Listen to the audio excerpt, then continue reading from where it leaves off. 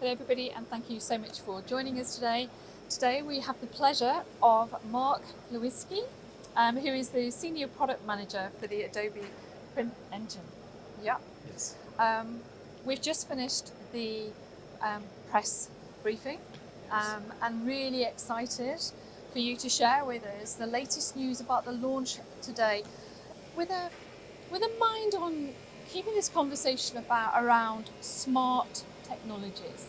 So Right. you made a great point in your presentation, about how there's a huge skill gap across the board. Yeah. How the next generation want to have, automatic shortcuts. They don't want to have years and years and years of knowledge in order to make the pre and post press faster. So I'd really like to hear about your latest innovations that address those challenges, really. Yeah, so the theme of this version 7 release of the Adobe PDF Print Engine is to bring many of the functions that are currently performed as pre-press steps inside the RIP. The RIP is going to do more, it's more powerful. And by eliminating these pre-press steps, you're addressing the skills gap, which is growing bigger and bigger every day as the more experienced pre-press operators who went through the transition from analog to digital are retiring, and the newer generation are being trained differently and with a different focus, and they don't have the strengths. So the theme of this new release is fewer steps, smarter workflows. I think it's all about smarter, isn't it? That's the key word, really. So if we can build more intelligence into the RIP, that eliminates the need for these steps. So the steps are, even if they can be automated, we're actually eliminating them. So it's just one less step for the pre-press workflows. And there's a few examples in some of the features that we spoke about today. I don't know which in particular you're most interested.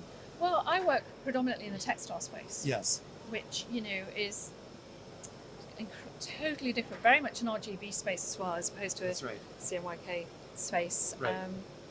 And also, an area where colour is of incredible importance, and controlling colour and transferring and embedding all of that detail in that PDF as without having to have the human hand involved, really.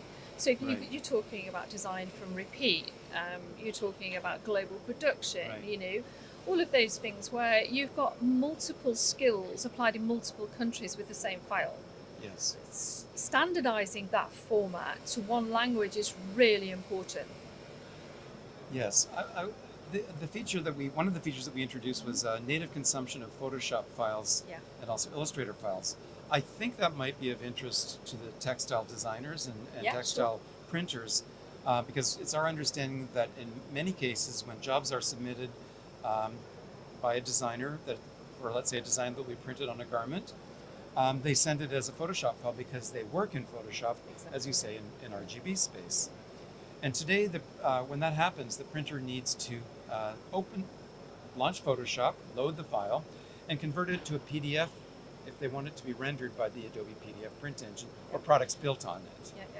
We should make clear that my product is a technology, it's a rendering technology that's built into solutions from the leading OEM partners today, vendors. So eliminating that step, it doesn't take a lot of Photoshop knowledge or skill to open Photoshop and do this step, but if you have to do it many times a day, it becomes a time drain.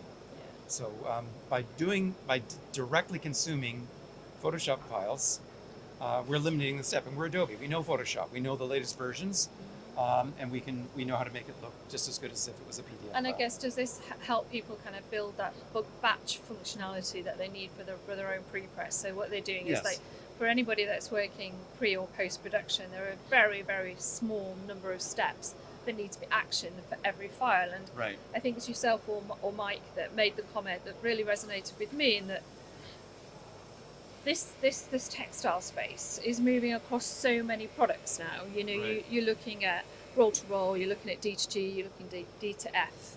There are so many different design skills across all of that, but the business models are totally different as well. You've got people who have a vast knowledge and people who are preparing orders that are run 1,000 or 2,000 meters. Right. And there's as much work in that order as there is in a single SKU. And that, Right. I think, is where the automation is so important, really. Well, yes, as the run lengths decline, as there's Yeah. more and more smaller jobs, they still require just as much pre-press, even though the number of prints will be Yeah. lesser. And Yeah. so the ratio of pre-press to printing time goes up for each job, but also overall. Yeah. And so that's why it's so important to streamline the pre-press workflow. We heard today that if a job is submitted by let's say a web-to-print portal, Yep. like many garments are, t-shirt printing and so on. Yeah. If there's any problem with that job and the printer has to call the customer up, their margin goes out the window. That's true. No, but you don't meet your expectations either, do you? Because all of That's those right. things cause delays. Right. And people quite often don't complain, they just don't use you again. Right. And you've put all of that effort into winning that client, all the marketing, all of the everything that you've done, and then you lose them just on a little tiny transgression like that. Right. So the more we can eliminate those problems Yeah. and accelerate workflows, the more productive and profitable will the printers be. Okay. And my understanding from the press briefing was that this technology is going to be embedded into a lot of the machines that you see and the technologies that you see here at the show. Well, one of the leading garment vendors is Kornit, Yes. and they're here at the show, Yeah. Fespa, and they adopted the Adobe PDF Print Engine as the RIP technology to drive their Apollo line, and I think all their lines. That was over a year and a half ago. Yeah. So that's an example of what we bring to the table. We know PDF, we know Photoshop, and we know how to reproduce it. Printing was Adobe's initial business. Our first product was PostScript, which is a printing technology. Yeah. So Adobe is becoming that one language, really. Yes. That is then translated slightly, just adapted for specific uses Right. across the industry. That's right. Yes. I mean, it's an interesting point because the product that I manage, Adobe PDF Print Engine, is used in RIPs for pre-press solutions that drive textile, that drive packaging, that drive the new digital label presses, offset plate setters, flexo plate setters. They all start in the Creative Cloud, the Adobe Creative Cloud. Not all, but most jobs originate in Illustrator and Photoshop. Yep.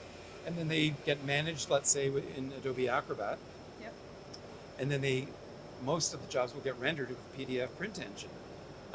And the value there is that the same core Adobe technology is being used at every stage in the workflow.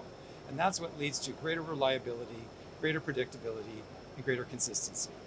Yeah, I agree with I 100% agree with you. Nobody wants to have 100 windows open on their computer anymore, do they? Right. Trying to do stuff. It needs to be as automated as possible. Well, Mark, thank you so much for your time today. It's been an absolute pleasure to talk with you. And I look forward to following the journey of the Adobe Print Engine. Thank you, Debbie. It was good to chat. Oh, it's Good to great. chat. Thank you. Thank you.